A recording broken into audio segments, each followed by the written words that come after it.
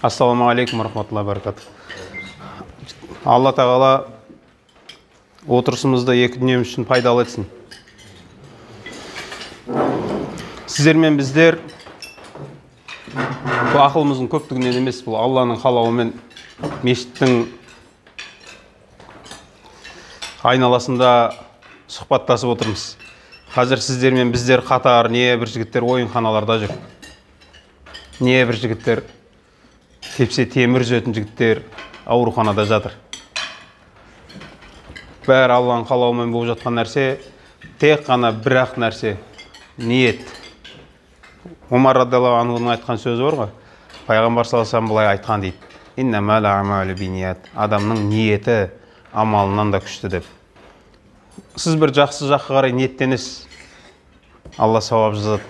Орындайсыз, 700-ге шейін көбейтеді. Енді өзіміздің қазір намаз оқитын жігіттермен көбірек араласып жүрміз ғой. Тақуалық деген нәрсені бізде дұрыс түсіне алмай жатырық. Тақуалық бізде көп Құран жаттаса тақуалық деп ойлайды.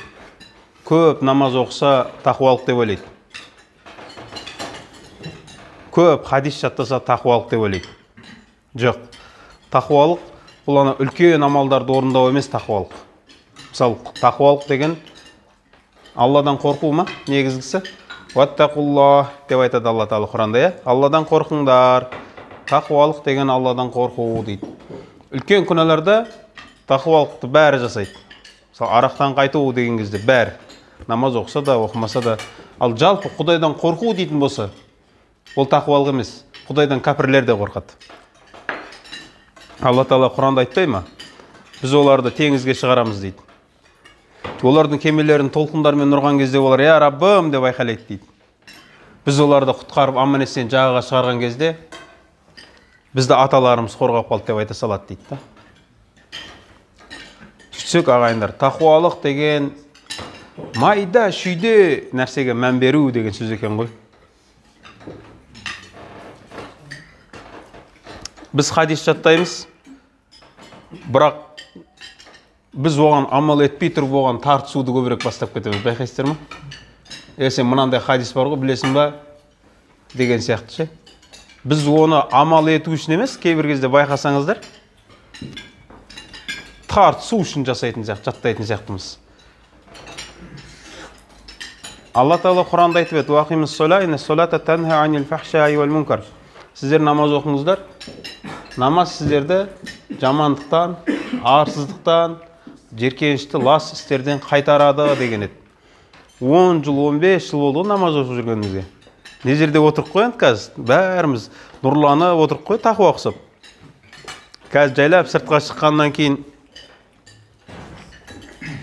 берге шітеш біреуіне. Дану дейді ғану. Бұл тақуалық памдаттан кейін ұстай салады ол. Бұл анаяқтан звондайды, ана жарымдар шақырады, ана жақтан жарты бастар шақырады. Бұл тақуалықты ұмытады. Сабыр қылсай десең, қаяқтың сабыры қазір дейді. Пайғамбар салам хадисі бар емес пе? Ашуланған кезде дәрет алыңдар деген. Мұздай сумен. Бетіңді мұздай сумен жусай. Жоқ, бетім мұздай сумен жусам ашуым басылып қалады мен. Сосын мыналар мен чумо деп ойлап қалады. Болды, тақуалық деген маскамыз шешіліп қалып жатыр ғой. Не үшін біз намаз оқимыз? Бізді намазымыз өзгертпей жатыр. Сөйтсек, ағайындар, біз мынау нәрсеге мән береді екенбіз. Бәріміз пайғамбардың сүннетін орындап жүрік. Пайғамбар саллаллаху алейхи ва саллям сүннетін екіге бөлейік. Менде жалпы білім жоқ, тақуалық та жоқ. Біреуге ақыл айту оңай ғой енді. Ең оңай тірлік тамақ жеп отырып біреуге ақыл айту. Үйтпей ақ қойсай, бүйтесі сай, анда-санда нәрсе қылмайды дей салу ең оңай нәрсе да. Бірақ сіздерге бір пайдасы тиіп қалар деген ой.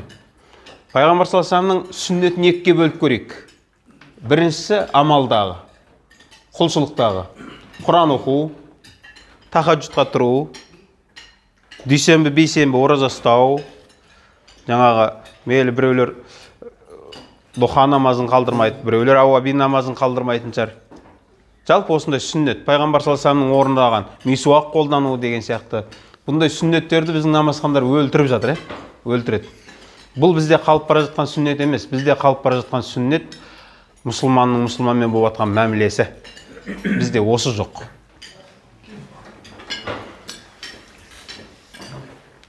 Пайғамбар саллаллаху алейхи вассалам қияметте таразыға ең ауыр түсетін не деген? Намаз ба, ораза ма не? Көркем мінез. Бұны біздің жігіттер жаттап алған негіз.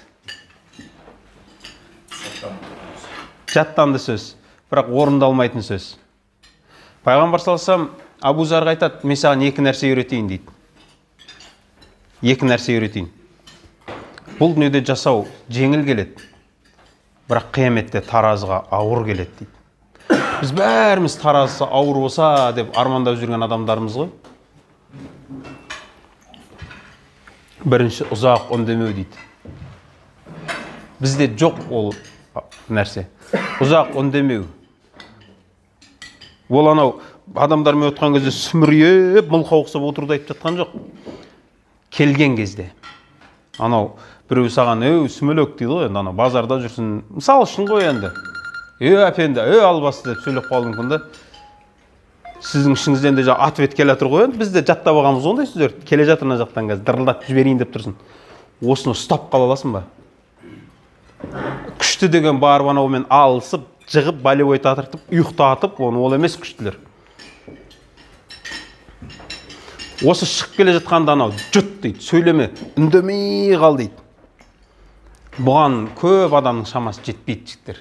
Күшті деген жігіттер бар ғой, қазір кейбір жігіттер бар ғой, мен ашулансам өз-өзім ұстай алмаймын дейтін. Бұлар ең әлсіз адамдар. Қазір біздің өте әлсіздігіміз, бір қызығын айтайын. Омар радиаллаху анху. Біздің тарихтар қызық емес қой енді. Омар радиаллаху анхудың историясы. Бәдір соғысында Омар радиаллаху анхудың ағасы мүшрикпен жекпе-жекке шығады. Мүшрик оны өлтіреді. Ойлаш, сіздің туған ағаңызды біреу өлтірген да. Сөйтіп уақыт өтеді. Бір күні Омар уже басшы болған. Абырой жетеді. Базарға келсе, баяғы ағасын өлтірген мүшрик бар ғой. Базарда сауда қылып тұр екен да. Омар жайлап соған барады ғой. Сонда анау тұрып бірінші сөйлейді. Қарасаңшы, мұсылмандар бірін-біріне қалай сенімді болған. Омар, қандай жақсы болды сол кезде мен сенің ағаңды өлтіргенім дейді. Ауыр сөз ба? Ол шахид болып жәннатқа кірді дейді. Егер ол кезде мен өлгенде, мен кәпір болып тозаққа түсер едім ғой Омар дейді. Мен одан кейін иман келтіріп, сол соғыстан кейін иман келтіріп, Аллаға иман келтіріп, мен мұсылман болдым дейді. Омар айтады, альхамдулилля, менің дұшпанымды иман беріп, мұсылман қылып, маған бауыр қылған Аллаға сан шүкірлер айтам дейді. Шамаң жете ме оған? Ағасын өлтіріп қойған адамды мен мұсылманмын дегені үшін сен менің бауырымсың деп жатыр. Біздің қазір бір-бірімізбен деп болмайтын нәрсеге санасып жүргендердің бәрі мүшриктер емес олар. Өзіміздің бірге өскен мұсылман бауырлар. Бір жігітпен ұрысып қалсаң, ол ана жақтан біреулер шақырады, келетіндердің бәрі мұсылмандар. Мына жақтан шақырады. Олар да мұсылмандар, сөйтіп тұрады да бірін-біріне іледі ғой әңгімені. Кейбіреулер бар, кәдімгі сондай жерлерге барып хадистен жіберетіндер де бар да. Бір жігіт бар енді, бұрын күрескен жігіт еді. Бұрын сондай жерге бар, таяқ жеп қайтатынбыз ғой енді.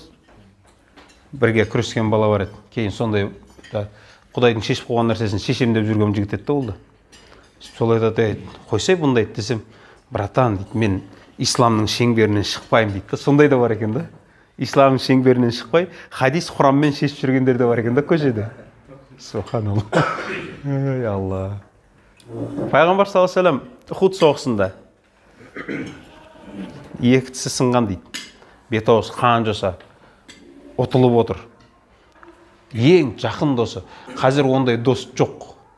Қазір мына жерде ондай дос жоқ. Мейлі Алла үшін деп отырған адамдар барша дос болып отқандар. Хотя біз құр сөз айтамыз. Біздің жігіттер умрада да жүрміз да, көп жігіттер бізге келіп сұрақ қояды. Анау жайлы не дейсіз? Анау ұстаз жайлы не дейсіз? Өзіне керек емес сұрақтарда. Кейін мен одан сұрап отырмын. Дәретте қанша парыз бар десем, білмеймін дейді да.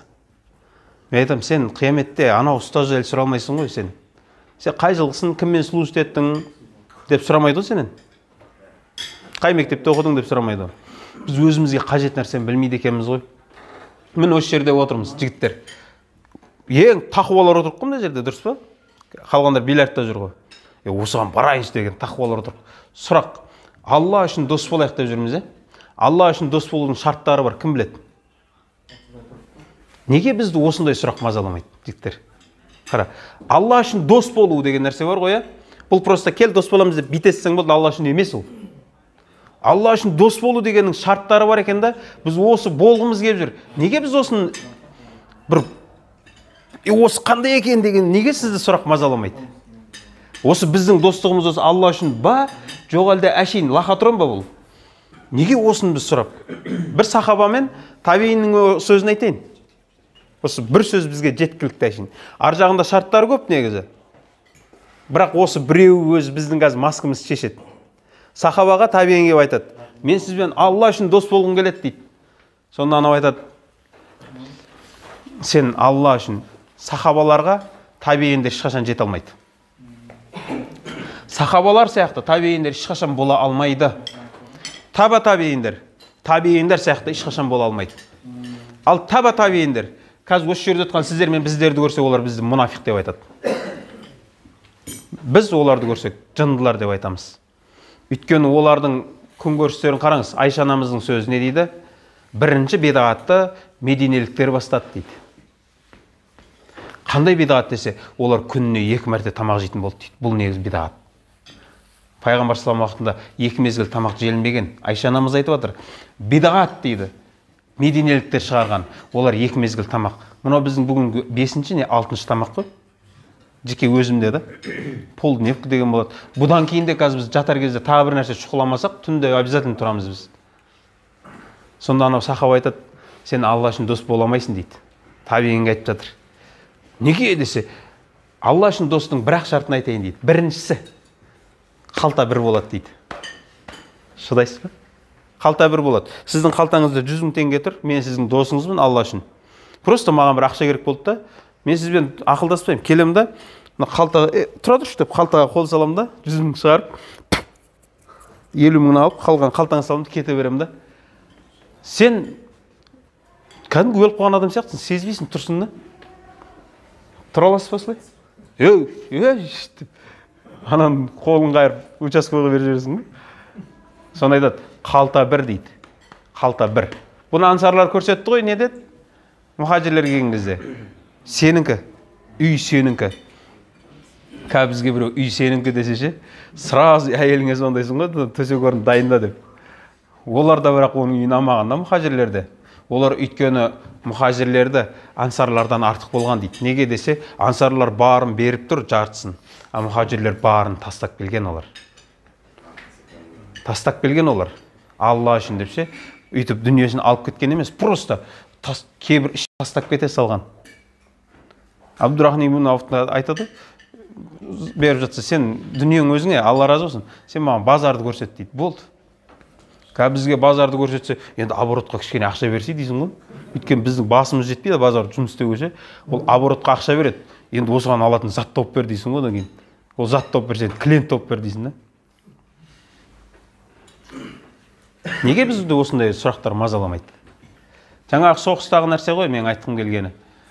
Соғыста пайғамбар сам қиналып тұрған кезінде Хамза радиаллаху анху өлтірген ол жерде. Уахши Хамзаны өлтіреді. Хамза, білесіздер ма? Пайғамбар салсам ашық Каабаның түбіне барып намаз оқи алмаған. Хамза мен Омар иман келтіргеннен кейін барып ашық барып намаз оқуды бастаған ғой бұлар. Хамза бұл батыр адам ғой, ол Алланың арыстаны деген адамды. Содан айырылады. Ондай дос сіздермен бізде жоқ, ондай дос. Сол кезде Омар радиаллаху анху келіп айтады: "Ей Алланың елшісі, ана мүшриктерге дұға қылсаңшы", дұғасы қайтарылмайды ғой пайғамбар салсам.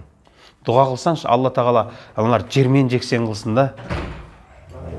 Сонда пайғамбар салсам не айтқан білесіздер ма? "Ей Омар, олар менің туысқандарым ғой" деп айтқан. Омар радиаллаху анху сол жерде жағы қарысып қалды дейді. Кәдімгі сөйлей алмай қалды дейді. Мүмкін емес. Сенің жағыңды сындырып, досыңды өлтіріп, мұсылмандарды қырып, өздері мүшірік тағы да, сондай зиян беріп кеткен адамдарға дұға қыл десе, олар менің туысқандарым ғой. Енді бауырым ғой деп айтпаған, өйткені бауыр ол кім? Мұсылманға бауыр да. Ол арабтар еді, құрайыштар еді. Егер ол кезде пайғамбар саллаллаху алейхи вассалам Омардың сөзін тыңдап, оларға дұға қылғанында Халид ибн Валид мүшрик болып өлер еді ғой. Өйткені ол жерді басқарып жүрген Халид ибн Валид радиаллаху анху еді ғой. Халид ибн Валид па? Халид ибн Валид негізі бәрі руластар ғой, туысқандар. Оның әкесі Валид ибн Муғира деген кәпір болып өлген адам. Валид ибн Муғира. Оның тарихы қиын бірақ оның. Ол кәпір болып өлген адам. Оған ескертілген негізі. Бірақ ол иман келтірмей кеткен адам. Абу Жахилдермен бірге дастархандас адам ғой енді. Сондай жағдай. Жағдай сондай адамда ол. Валид ибн Муғираның баласы ол, Халид ибн Валид. Қараңыз, біздердің қазіргі бірін-бірімізбен сыйыса алмай ұрсып жүрген адамдар кімдер? Біріншіден мүшрик емес. Екіншіден ол сенің жағыңды сындырған жоқ. Үшіншіден ол сенің қасыңдағы ең жақын досыңды өлтірген жоқ. Біз соншалықты қазіргі еркектер соншалықты әлсізбіз. Пайғамбар саллаллаху алейхи вассалам сүннетімен жүргін келеді, бірақ пайғамбар саллаллаху алейхи вассалам жағын ұрып тісін сындырған адамдарды кешіріп жатыр. Біздер сөздерді көтере алмай жатырмыз. Біз сөздерді көтере алмаймыз қазір. Адам нерв ойнап тұрған кезде. Мін жігіттер, осы жерде намазхан жігіттер отырып қой. Сұрақ. Біз өзімізді намазхан. Мен бұрын бұлай сөйлейтін. Бірінші бастап қойған кезде қаттырақ келдік қой бәрімізден. Мына намазхандар міне. Бейнамаздар деп сөйлейтінбіз да. Кейін қарасақ, артымызда анау, бейнамаз, намазхан деген екен олар қарайды ғой, бұл кім жайлы айтып жатыр деп. Артымызда мысал қылып, өнеге қылып көрсететін намазхандар жоқ екен ғой. Міне намазхандар дейтіндер жоқ екен ғой. Мешіттің ішінде болмаса, сыртта бәрі бір ит екен ғой сол. Үшшің деп ше. Міне сұрақ. Біздің өзіміздің дәрежеміз примерно білейік. Қол көтерейік жаяшын. Намазда тұрсыз, сұрақ. Намазда тұрсыз. Дәретіңіз бұзылып қалды, не істейсіз? Намазхандар үш версия айтады. Біріншісі сәлем беріп шығасың, екіншісі намазда аяғына дейін аяқтайсың. Үшіншісі отырып қаласың дейді. Бұғып қалады, отырып қалды. Қайсысы дұрыс үшеуін? Сәлем беріп шығу. Біріншісі версия. Намазхан жігіттер отырып қой енді. Кім қандай версия айтады? Үшеуінің қайсысы дұрыс?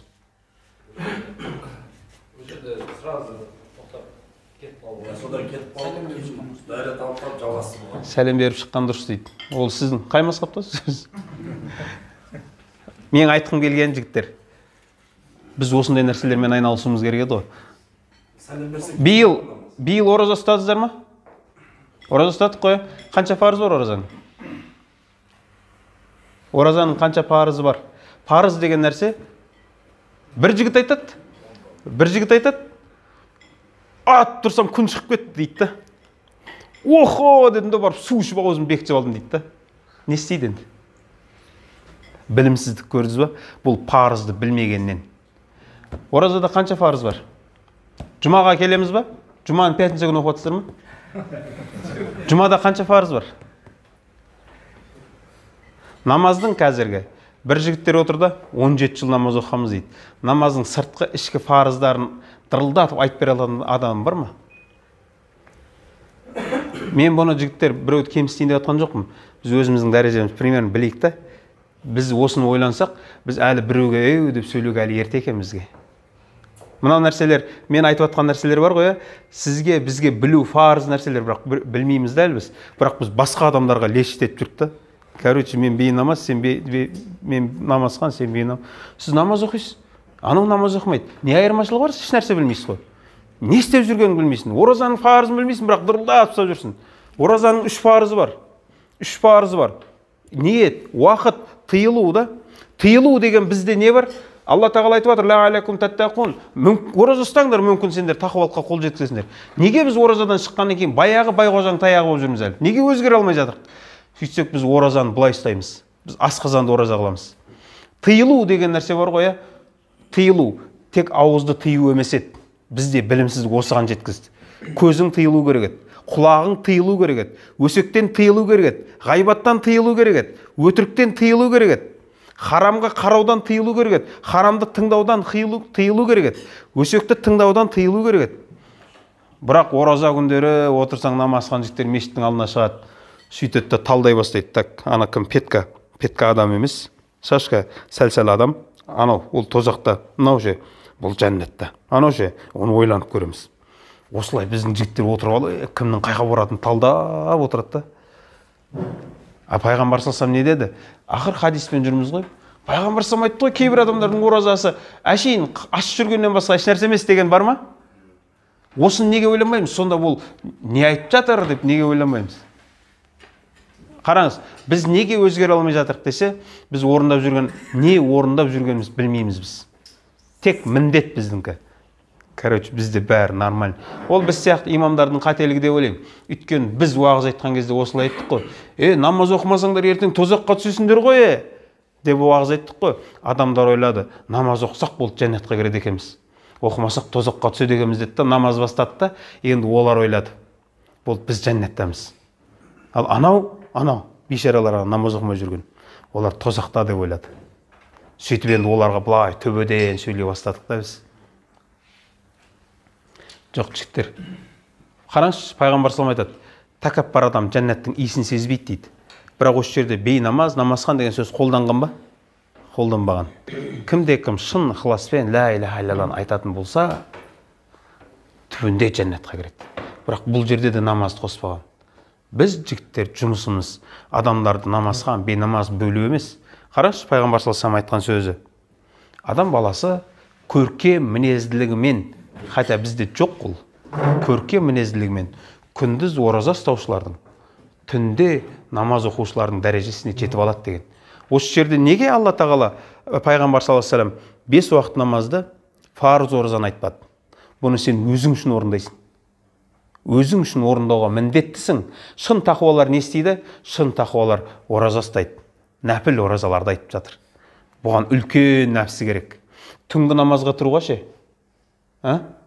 Түнгі намазға тұруға тура 4-терде нағыз баяғына класстастар, одноклассницалар келіп, деп бастап атқан кезде де оларды қимайсың да. Осы кезде өз-өзін көтеру. Түнгі намаз негізгі түнгі намаз аты бір ғой, бірақ екіге бөлінеді өзі. Қиямул ләйл дейді, тахаджуд дейді. Қиямул ләйл түнгі намаз, ұйықтамай барып оқысаңыз. Оны көп адам істей алады. Екіншісі тахаджуд. Тахаджуд өзіңді ұйқыдан көтеру. Осыған біздің жігіттер шамасы жетпейді да, көбінше. Мен өзім жайлы айтып жатырмын. Пайғамбар салам не дейді? Осы мұсылмандардың ішіндегі ең тақуалары бүйтеді, сенде 200-ліктің белгісі қалай пайда болғанын білесің ба дейді. Қалай десе, саған күндізгі ораза ұстау, түнде намаз оқу ауыр тие бастайды дейді. Бұл онда сенде нифақтың пайда бола бастағаны дейді. 200-ліктің пайда бола бастағаны. Жүрегіңде нифақ дейді, жүрегіңде болды. Сенің исламда әлсіздік пайда болды ғой сенде. Сенде әлсіздік пайда бола бастаған қалай білгің келеді дейді ғой исламда. Саған күндізгі ораза, түнгі намаз ауыр келеді дейді. Сен орындай алмайсың дейді оны. Ең болмаса аптасына бір мәрте орындау бізге негізі міндет қой қазір. Міндет. Өйткені көбіміздің ата-аналарымыз дүниеден өткен. Ол бейшаралар бізге күніне бір күнде 4 рет тұратын түнде. Аптасына 1 рет тұрып дұға қылуға жармаймыз да. Қалай ақысын өтемекшіміз? Қараңыз, пайғамбар салам осы екі адамды айтады. Бұл исламда ең тақуалар, сахабалар қандай болған? Күндіз көздері қып-қызыл болатын болған. Өйткені олар түнде тахаджуд оқиды да. Бірақ олар біз ұқсап кеше түнімен тахаджуд оқып памдатқа ұйықтап қаптым деп жүрмейді олар. Олар оны жасыратын болған. Көзім ауырып тұрады деп жасыратын болған тақуалықтарын. Біздің қазір көзіміз қызармайды, қабағымыз істейді. Неге біз көбірек ұйықтап қоямыз да? Мынандай қабақтары сәйіп жүреді қазір. Осы екеуін айтып жатыр. Ең тақуа адамдар негізі осы екеуін орындайды да. Ал ең тақуалардың дәрежесіне адам көркем мінезімен жетіп алады дейді. Қияметте таразыға ең ауыр түсетін де осы көркем мінез.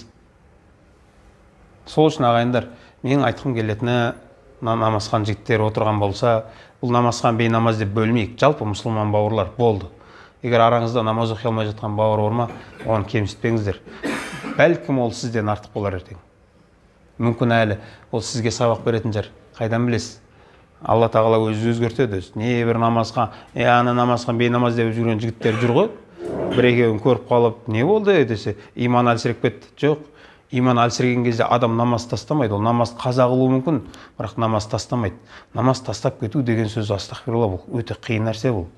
Иманың қашып кетпесін да, бастағаннан кейін. Сол үшін артық сөйлеп қоймайық жігіттер. Пайғамбар саллаллаху алейхи вассаламның ұстанғаны сен кішірей дейді.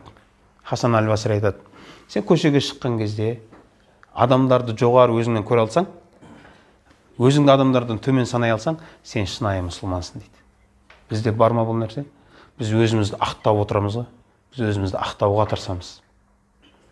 Жігіттер, көркем мінезділікке, өйткені қараңызшы, бір жерге келесіз да, мен еш нәрсе білмеймін, жоқ деп кішірейіп кетесіз ғой. Ешкім сізді жек көрмейді, ешкім сізбен ұрыспайды да. Бірақ бір жерлерде артық сөйлеп кетесіз ғой. Бұл адамдар сенің артыңды аңдып жүреді. Бір жерде бір айыбың ашылады ғой, бетіңе басады да сол жерде.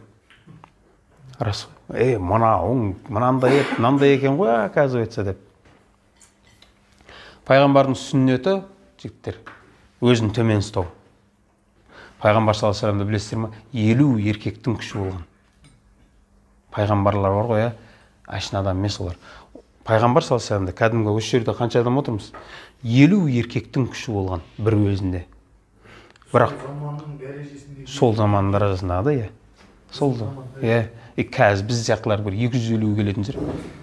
Жатып жерлерін.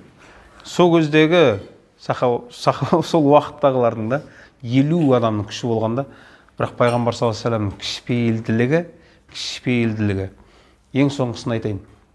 Кім болсын алдына келіп тұрған адам мүшрик па, мұсылман ба, үлкен ба, кішкентай ма сөз бастайды ғой, соңына дейін тыңдайды екен. Біз ана біреу бізге келіп сөйлеп тұрса, ішіп алған ба, или басқа дұрыс емес екенін байқасақ, тоқта, короче, мен білем дейсің ғой, мен саған түсіндірем, өмірдің не екенін мен саған түсіндірейін, уақыт өткізбей. Сен тоқта дейсің ғой.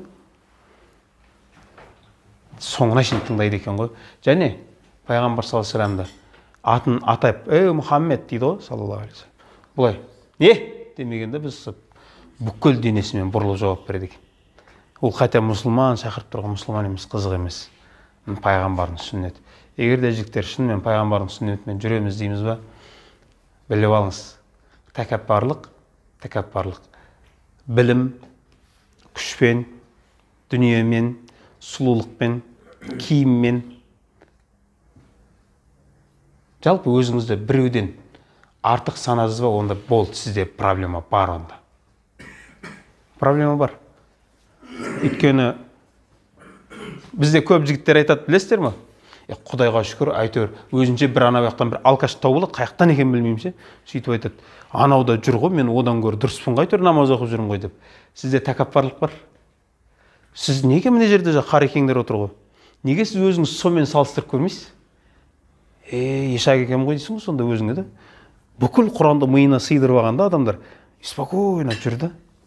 Бір жерде бір отыр, жігіттер, мен 5.000 теңге берген мешітке, мен 10 шифр берген деп, адамдар жыртылып отыр. Сөйтсе бір кейін айтады бір ағамыз, сол жерде 31 мешіт салған жігіт отыр екен. Деп отырды.